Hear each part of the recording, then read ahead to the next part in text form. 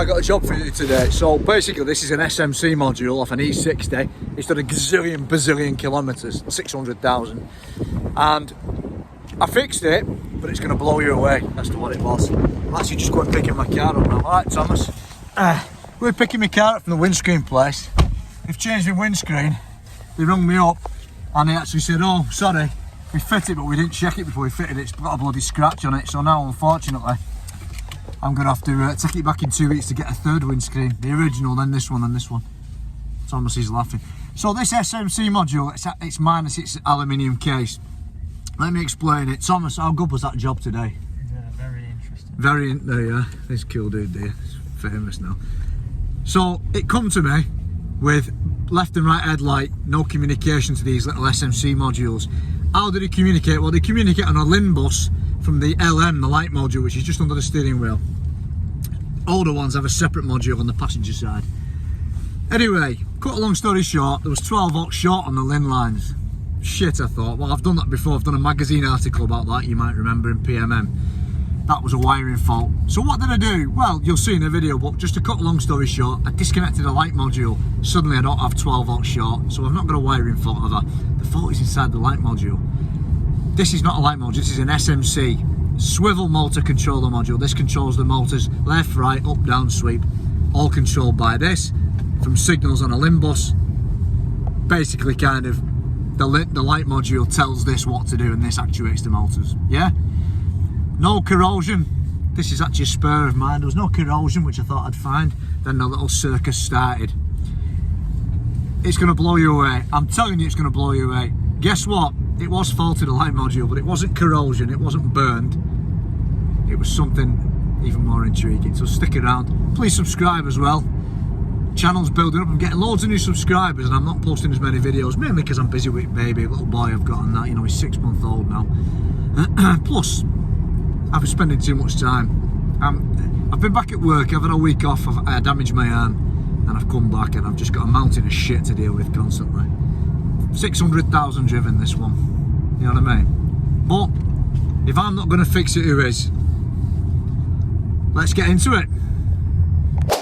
Right, so Thomas was filming here now and I said I wasn't going to do a video about this, but it was so intriguing, and when you see what the situation was you'll be blown away even more.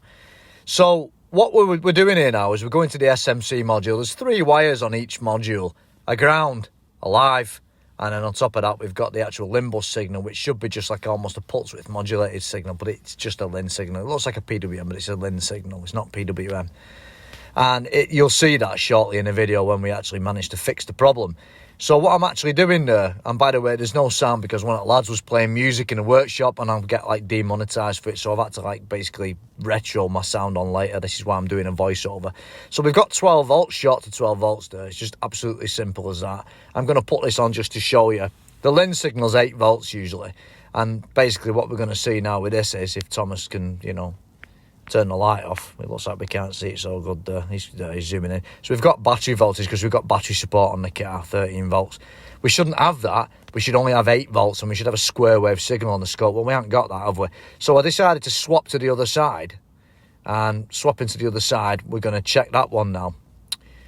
And you'll be quite amazed at what this job was. This job was just...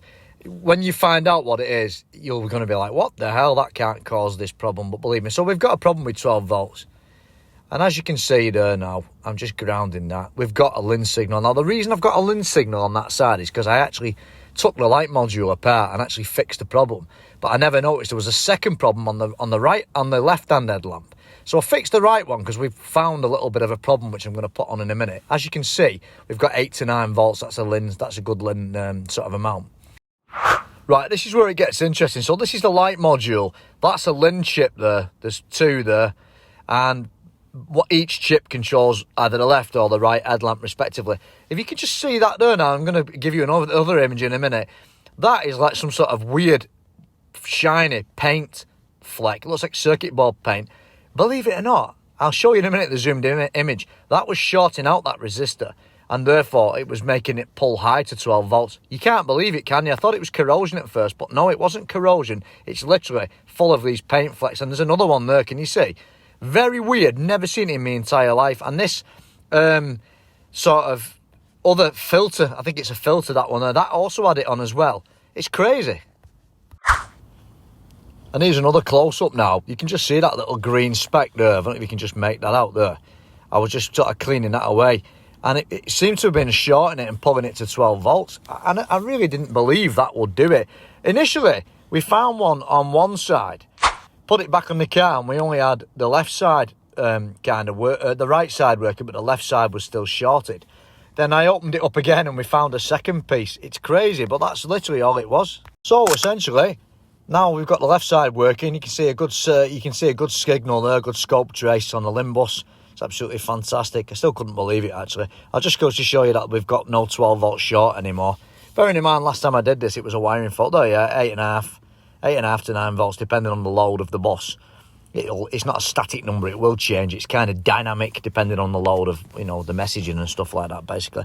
So that's all done. Put a couple of side light bulbs in as well for the angel eyes, and all we had to do then was just sort of throw it a little bit back together and check that we could erase the fault codes, which we couldn't erase before, of course, which was SMC module 1 and 2 disruption, no communication, AHL fault. There was a couple of fault codes there. So let's take a look at that now and wrap this one up. One for the memory books, this, let me tell you. Right, so we're just going to go through this now and see if we've got any of these SMC module communication faults. We've got loads in like that, there's loads. It's done 553,000 kilometres it's done, this car. But what I'm going to do now, I might just clear all the DTCs. You can see the history, disrupted, it's not currently faulty. AHL system global fault, and then obviously side light, front left, we've just changed that. And communication with right and left SMC because of that paint on the circuit board. Let's just clear the DTCs and just see if the lights are actually working without any check control messages. And that's quite incredible. I've never seen anything like that. Look, no faults in light module at all. Fantastic. So let's fire it up and see what happens. If you just show the reference run at the front run.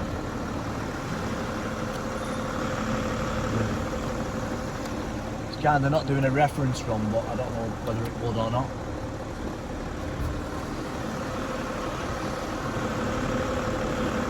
Really kind of moving, which is a bit strange, but we don't know if there's any problems with the actual headlamp module itself. So there you are, Thomas. Throttle valve actuator is the only fault code. Right, so let's do a reference run now.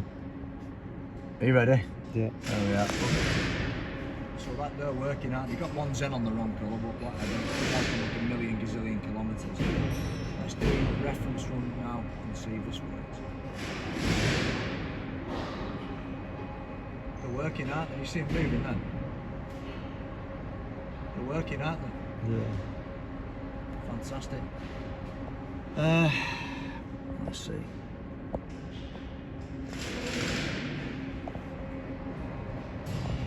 They're working, aren't they?